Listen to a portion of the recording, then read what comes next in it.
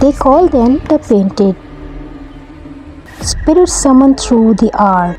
They believe if you became one of the painted, then you could never truly die.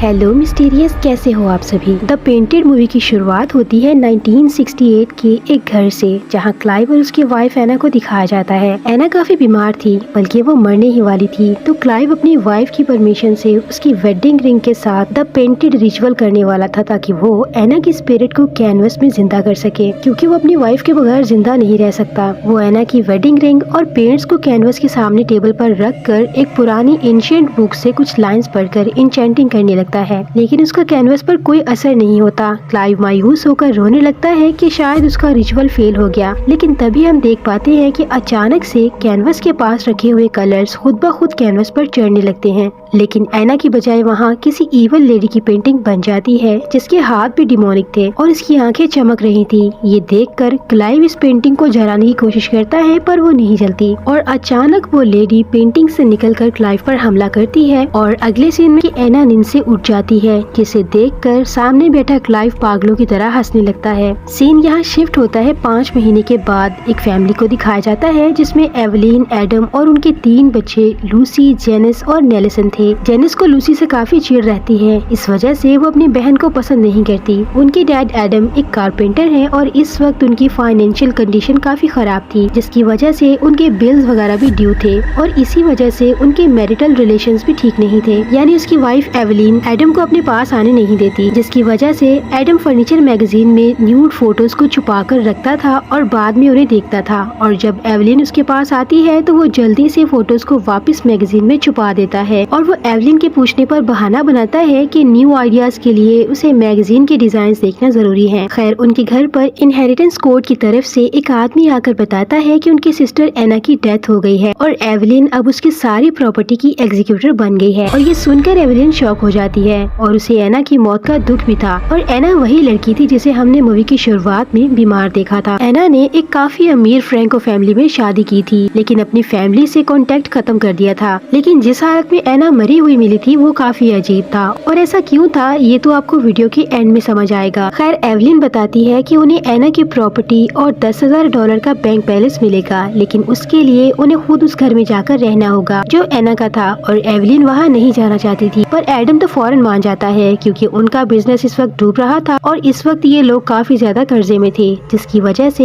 Adam Evelyn को भी मना लेता है। और ये सब लोग अगली ही सुबह उस घर के लिए निकल जाते हैं और वहाँ जाकर उस घर को एक्सप्लोर करने लगते हैं, जहाँ उन्हें हर जगह काफी सारी पेंटिंग्स दीवारों पर लगी हुई नजर आती हैं और ये पेंटिंग्स काफी ज्यादा रियलिस्टिक थी। और नेल्सन को वही पेंटिंग नजर आती है जो उस ईवल लेडी की थी, लेकिन इस वक्त वो नेकेड थी। लेकिन एक अजीब बात ये थी कि इस पेंटिंग का पेंट अभी भी गीला था, जैसे इसे अभी अभी बनाया गया हो। और ये एक न्यूड पेंटिंग थी, तो एवलिन उसको ऊपर एटिक में रखवा देती है ताकि उसे बच्चे न देखें। खैर, रात में जेनिस अपने कमरे की एक पेंटिंग से थोड़ा डर रही थी, जिसके हाथों में एक कैंची और कंघा था, जो शायद से किसी हेयर ड्रेसर की पेंटिंग लग रही थी। तो जेनिस उससे काफी डर कर उस पेंटिंग का वहाँ से उतारने की कोशिश करती है, पर वह पेंटिंग अपनी जगह से हिलती ही नहीं, जो कि काफी अजीब था। खैर, जेनिस उसे छोड़कर सो जाती है, लेकिन सोते वक्त वो पेंटिंग वाला आदमी पेंटिंग से निकलकर बुरी तरह से जेनिस के बाल काटने लगता है। इधर एडम एवलिन के साथ फिजिकल होने की कोशिश कर रहा था, पर वो उसे मना करती है, जिसकी वजह से एडम वापस से उन न्यूड पिक्चर्स को मैगजीन में देखने चला जाता है। लेकिन तभी वो एक औरत को खड़े हुए देखता है, जो दरवाजा खोलते ही गायब हो जाती है और वो उसे अपना वहम समझकर इग्नोर करता है। और सुबह होते ही जेनिस अपने कटे हुए बाल देखकर बौखला जाती है और उसे ऐसा लगता है कि ये उसकी छोटी बहन लूसी ने किया होगा। तो वो जाकर लूसी पर चिल्लाने लगती है। लूसी भी अभी कुछ समझ नहीं पाती और वो अपनी मॉम को बताती है कि ये उसने नहीं किया, पर फिर भी उसे सॉरी बोलना पड़ता है, क्योंकि कोई भी उसकी बात पर यकीन कर ही नहीं रहा था। खैर, सब लोग बाहर चले जाते हैं और घर में सिर्फ लूसी और एवलिन ही बचे थे। तो एवलिन को मिरर के रिफ्लेक्शन में पेंटिंग वाली औरत मूव करते हुए नजर आती है, जिसे वो अपना वहम समझकर नजरअंदाज करती है कि पेंटिंग कैसे मूव कर सकती है। लेकिन तभी उसे घर में एक छोटी बच्ची हंसते हुए और भागती हुई नजर आती है, जो बेसमेंट में चली जाती है। एवलिन समझती है कि शायद से वो लूसी होगी। एवलिन उसे लूसी समझकर आवाजें देती है, पर लूसी तो बाहर खेल रही थी, जिसे देखकर एवलिन शॉक हो जाती है और वो उसी बच्ची के पीछे पीछे बेसमेंट में चली जाती है। लेकिन वो बच्ची एक केबिन में छुप जाती है। तो जब एवलिन दरवाजा खोलकर देखती है तो वहाँ कुछ भी नहीं था, पर उसे वहाँ एडम की मैगजीन मिल जाती है, जिसे खोलने पर वो न्यूड फोटोज को देखकर काफी गुस्सा हो जाती है और शाम में एडम पर चिल्लाने लगती है और उन दोनों में काफी लड़ाई हो जाती है। और लूसी उन दोनों की लड़ाई देख रही थी और वहाँ नेल्सन आकर लूसी को अपने साथ ले जाता है। एडम अपने मैरिटल रिलेशन से खुश नहीं था। खैर रात में फिर से जेनिस सोने के लिए जाती है तो वो फिर से पेंटिंग से डरने लगती है और उसे कपड़े से ढक दे और वो सो जाती है। लेकिन रात में फिर से वो पेंटिंग वाली स्पिरिट कपड़े के नीचे से अपने हाथ निकाल कर फिर से जेनिस के बालों को बुरी तरह काटने लगती है और जेनिस की आंख खुल जाती है और अपने कटे हुए बाल देखकर वो लूसी को ढूंढने लगती है, क्योंकि उसे ऐसा लगता था कि अगर उसी ने उसके बाल काटे हैं तो वो अभी यहीं कहीं होगी। लेकिन लूसी उसे कहीं भी नहीं मिलती और अचानक से जेनिस को पेंटिंग के अंदर से कपड़े के नीचे किसी का चेहरा निकलता हुआ नजर आता है, जिसे देखकर जेनिस डरकर अलमारी में छुप जाती है। पर वो स्पिरिट अलमारी के अंदर भी आकर बुरी तरह से जेनिस के बाल काटने लगती है और हम समझ पाते हैं कि ये किसी साइको हेयर ड्रेसर की स्पिरिट है जो इस पेंटिंग में कैद है। खैर जेनिस की चीखें सुनकर घर के सब लोग उसके पास आ जाते हैं तो जेनिस सारी बात उन्हें बताती है, लेकिन इस पर कोई भी यकीन नहीं करता कि पेंटिंग से भला कोई कैसे बाहर आ सकता है। लेकिन एडम नेल्सन से कहकर वो पेंटिंग वहाँ से हटवा देता है और जेनिस को सोने के लिए कहता है। सब लोग सोने चले जाते हैं और एवलिन भी एडम को इस घर में हो रही अजीब सी हरकतों के बारे में बताने लगती है, क्योंकि उसने भी घर में किसी छोटी बच्ची को भागते हुए देखा था। पर एडम उसकी बातों को इग्नोर करके उसे सोने का कहता है। ऑब्वियस सी बात है, जब एवलिन को उसकी डिजायर्स का ख्याल नहीं तो वो उसकी बातों की परवाह क्यों करता। लेकिन अब की बार एडम को भी किसी की विस्परिंग सुनाई देती है तो वो एटिक में देखने के लिए जाता है, जहाँ एक नेकेड लड़की खड़ी हुई थी, जिसके बाद अगली सुबह ही उसकी आंख खुलती है। मतलब वो सारी रात एटिक में ही पड़ा रहा था। सुबह उठते ही उसकी नजर सामने उसी पेंटिंग पर जाती है जिसकी आंखें चमक रही थी, लेकिन लाइट पड़ते ही उस औरत की आंखें बिल्कुल नॉर्मल हो जाती हैं और ये उसी इवल लेडी की पेंटिंग थी जिसे हमने मूवी की शुरुआत में देखा था, जिससे डर कर एडम उस पेंटिंग को ढक कर उसे बांध देता है और वो नीचे आ जाता है। एवलिन समझती है कि वो शायद फिर से रात में वही न्यूड फोटोज देखने के लिए एटिक में छुपा होगा। खैर एवलिन उसी कमरे में जाती है जहाँ पहली बार उसे उस इवल लेडी की पेंटिंग मिली थी।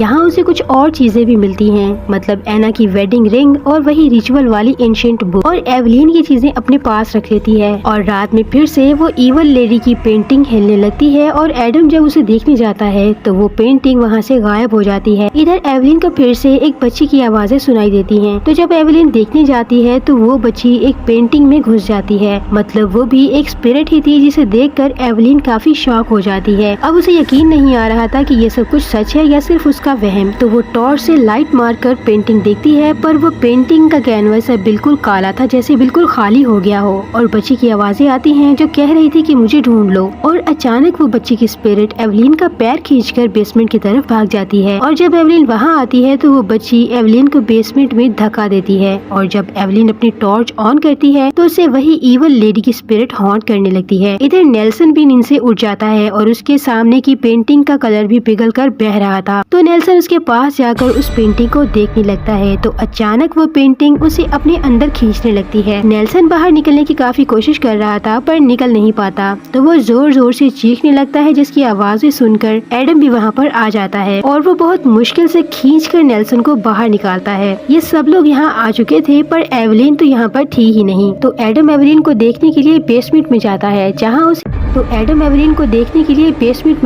जहाँ उसे एवलिन मिल जाती है और ये सब लोग उसी वक्त इस घर को छोड़कर जाने का फैसला करते हैं। तो वो लोग अपने पुराने घर जाने लगते हैं और अब जेनिस और लूसी की भी दोस्ती हो चुकी थी, जिसके बाद वो दोनों एक दूसरे की सपोर्टर्स बन जाती हैं और वो काफी खुश भी थी। इससे सब लोग काफी खुश थे कि कम से कम वो सब लोग ठीक हैं। खैर अगली सुबह एडम और एवलिन एना के बारे में बातें कर रहे थे। एवलिन कहती है कि हमें बताया गया था कि एना का खून हुआ था, पर उसे ऐसा लगता है कि इस रात शायद से उन लोगों ने कोई रिचुअल किया होगा, क्योंकि उसे एना की वेडिंग रिंग और वो रिचुअल बुक उस कमरे से मिली थी जिस कमरे में एना की लाश मिली थी। तो एवलिन उस बुक को खोलकर देखती है जिसमें उस बुक के शॉप का एड्रेस था जहाँ से क्लाइव ने वो बुक खरीदी होगी। तो एवलिन वहाँ के लिए निकल जाती है। इधर घर पर जेनिस और लूसी खेल रही थी तो वो इवल लेडी बच्ची की आवाज में जेनिस को बुलाने लगती है और अचानक से वो लूसी पर हमला कर देती है, जिससे किसी तरह से जेनिस बचा लेती है और वो देखती है कि वो इवल लेडी की पेंटिंग उनके पीछे खुद ब खुद उस घर में भी आ चुकी थी। इधर एवलिन भी उस बुक शॉप की ओनर के पास पहुंच जाती है जिसका नाम लियोनोरा था, पर हम उसे नोरा बुलाएंगे। एवलिन इस बुक के बारे में जानने के लिए आई थी तो नोरा उससे बातें करते हुए उसे अपने बेसमेंट में ले जाती है जहाँ पहले से ढेर सारी लिविंग पेंटिंग्स पड़ी हुई थी जिसे द पेंटेड कहा जाता है और ये भी उसी रिचुअल से बनाई गई थी।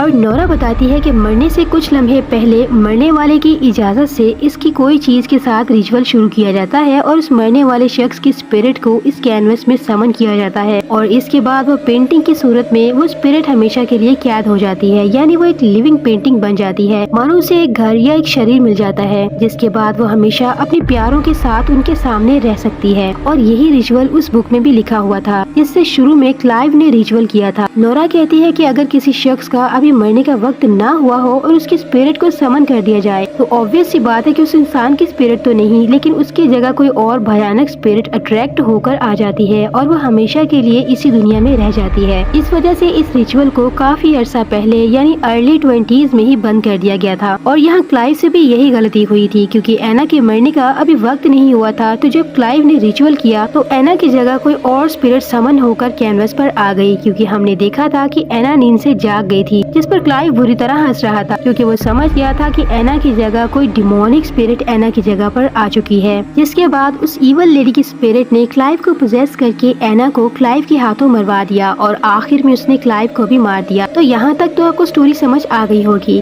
और अब खुलने वाले हैं असली राज कि वो स्पिरिट आखिर है कौन। और इससे पहले आपसे रिक्वेस्ट है कि अगर आप चैनल पर नए हैं तो इसे सब्सक्राइब कर दें और वीडियो को एक लाइक भी कर दें। Now back to the story. यहाँ एडम भी अपनी रिसर्च कर रहा था और उसे फ्रैंको फैमिली की एक लाइब्रेरी से उसे एक न्यूज आर्टिकल मिलता है जिसमें उसे ईवल लेडी की फोटो भी छपी हुई थी जो कि असल में फ्रैंको फैमिली की ही मेंबर थी। और थोड़ी और रिसर्च के बाद उसे पता चलता है कि उस औरत का नाम स्कैंड्रा था और स्कैंड्रा के मरने के बाद फ्रैंको फैमिली से बहुत से लोग अजीब तरह से गायब हो गए और कुछ लोग मारे गए। और एना की शादी भी फ्रैंको फैमिली में ही हुई थी, यानी क्लाइव फ्रैंको फैमिली का ही मेंबर था और वो घर 1907 में मुकम्मल तौर पर जल गया था जिसमें क्लाइव के ग्रेट ग्रैंडफादर और उनकी वाइफ भी जलकर मारे गए थे। यानी पूरी फ्रैंको फैमिली का धीरे धीरे करके एंड हो गया था। सिर्फ एक क्लाइव ही बचा हुआ था जिसने एना से शादी करने के 3 साल के बाद उसी जले हुए घर को गिराकर उस जगह नया घर बनाया और उसमें रहने लगे, जिसके बाद वो दोनों भी मारे गए। घर के जलने के बाद क्लाइव ने नया घर तो बना लिया लेकिन उस कर्ज को तोड़ नहीं पाया, जिसके बाद वो दोनों भी मारे गए। और अब उस कर्ज को खत्म करने के लिए और नोरा के कहने के मुताबिक उन्हें रिचुअल करके उसी पेंटिंग से स्कैंड्रा की स्पिरिट को अलग करके मुक्ति दिलवानी होगी, तभी वो स्पिरिट उनकी जान छोड़ेगी। पर ट्विस्ट तो अभी बाकी है। एडम और एवलिन अपने बच्चों को उसी घर में छोड़कर एना वाले घर की तरफ निकल जाते हैं। घर जाकर एडम घर की सारी पेंटिंग्स एक जगह इकट्ठी करने लगता है और एवलिन को एक सीक्रेट कमरे का विजन आता है जिसमें एक नेकलेस भी है। एवलिन उस कमरे को ढूंढकर उसके अंदर जाती है जो कि एक सेलर था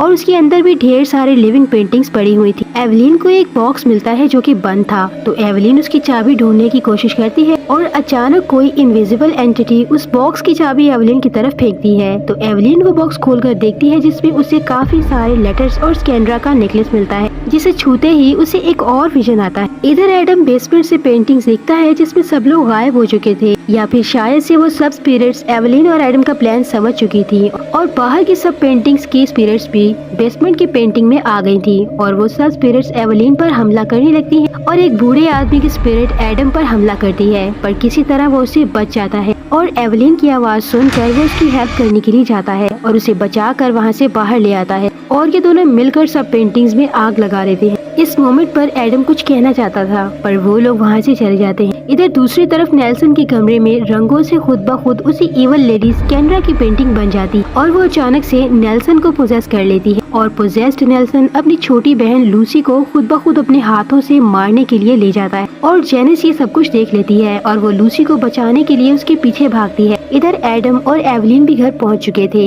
और जेसन उन्हें सारी बात बताती है, तो सब लोग मिलकर नेल्सन को किसी तरह एक कमरे में बंद कर देते हैं और वो अपनी दोनों बेटियों को उस घर से जाने का कहते हैं कि वो उनके दोस्त के घर चली जाएं और कुछ वक्त के लिए वहीं रहें, वापस ना आए। जेनिस लूसी को लेकर चली जाती है और एडम और एवलिन रिचुअल करने लगते हैं। वो स्कैंड्रा के कैनवस के सामने कलर्स और कैंडल जलाते हैं और नेल्सन उन पर हमला करने के लिए कमरे में घुसने की कोशिश कर रहा था, तो ये लोग दरवाजे को कुछ चीजों से बंद कर देते हैं और फिर वो स्कैंड्रा के नेकलेस को रख कर रिचुअल करने लगते हैं। और एवलिन का प्लान ये था कि स्कैंड्रा की पेंटिंग में आते ही वो उस पेंटिंग को जला देंगे, लेकिन तभी लाइट चली जाती है और एवलिन को विजन आता है और यहाँ खुलते हैं इस मूवी के असली राज। क्लाइव के ग्रेट ग्रैंडफादर आइवर सबसे बड़े और फर्स्ट प्रैक्टिशनर थे इस पेंटेड रिचुअल के, जिन्होंने सबसे पहले द पेंटेड रिचुअल किया था, जिसके बाद वो काफी फेमस भी हो गया था क्योंकि वो स्पिरिट्स को कैनवस में कैद करने की एबिलिटी रखता था। जिसके बाद वो बहुत रिच भी हो गया। एक दिन वो स्कैंड्रा से मिला और उसे पहली ही नजर में स्कैंड्रा से प्यार हो गया और उन्होंने शादी कर ली। लेकिन 29 साल की उम्र में ही स्कैंड्रा बेहद बीमार हो गई। तो जब वो मरने के करीब थी तो आइवर ने स्कैंड्रा से कहा कि वो उसकी स्पिरिट को भी कैनवस में समन करेगा ताकि वो कभी भी उससे दूर न जाए, जिसके लिए उसने अपना नेकलेस आइवर को दिया और ये नेकलेस उनके प्यार की निशानी भी था। और स्कैंड्रा के मरते ही आइवर ने स्कैंड्रा के लिए वो पेंटेड रिचुअल किया और स्कैंड्रा की स्पिरिट को समन किया और रिचुअल पूरा हो गया। अब हमेशा साथ रहने के लिए आइवर को खुद को मार कर अपना प्यार भी साबित करना था ताकि वो दोनों पेंटिंग में हमेशा एक साथ रह सकें। लेकिन आइवर ने अपना वादा तोड़ दिया। उसने स्कैंड्रा की पेंटिंग तो बना दी पर वो खुद को खत्म नहीं कर पाया और उसने स्कैंड्रा की पेंटिंग को उठाकर बेसमेंट में रख दिया और खुद वो दूसरी लड़कियों के साथ अय्याशी करने लगा और स्कैंड्रा को धोखा दिया, जिसकी वजह से स्कैंड्रा को बहुत गुस्सा आया और वो एक भयानक इवल स्पिरिट बन गई और उसने आइवर की पूरी ब्लड लाइन को कर्स कर दिया और फैमिली के मेल्स को पोजेस करके उनकी फीमेल्स को उन्हीं के हाथों मरवाने लगी। जिसके बाद वो उस पोजेस इंसान को भी मार दिया करती थी, जैसे कि उसने क्लाइव के हाथों एना को मरवा दिया और फिर नेल्सन से लूसी को मरवाने ही वाली थी। और एक और बात ये कि स्पिरिट को कैनवस में कैद करने के लिए उस इंसान की मर्जी होना जरूरी थी और अब उन्हें वो रिचुअल करके आइवर की स्पिरिट को समन करना होगा,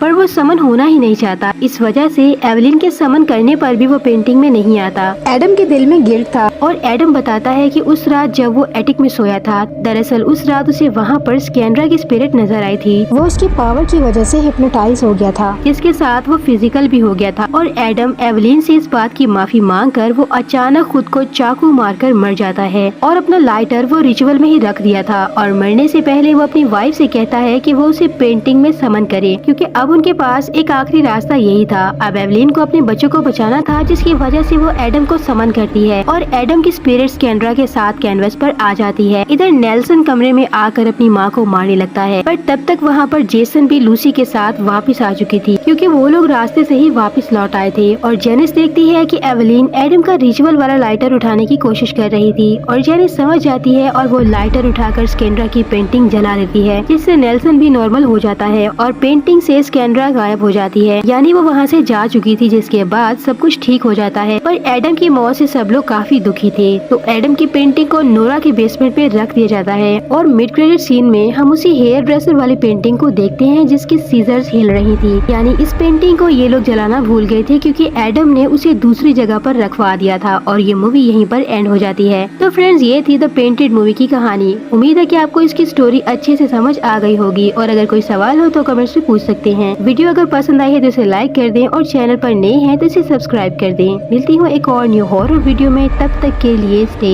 मिस्टीरियसली।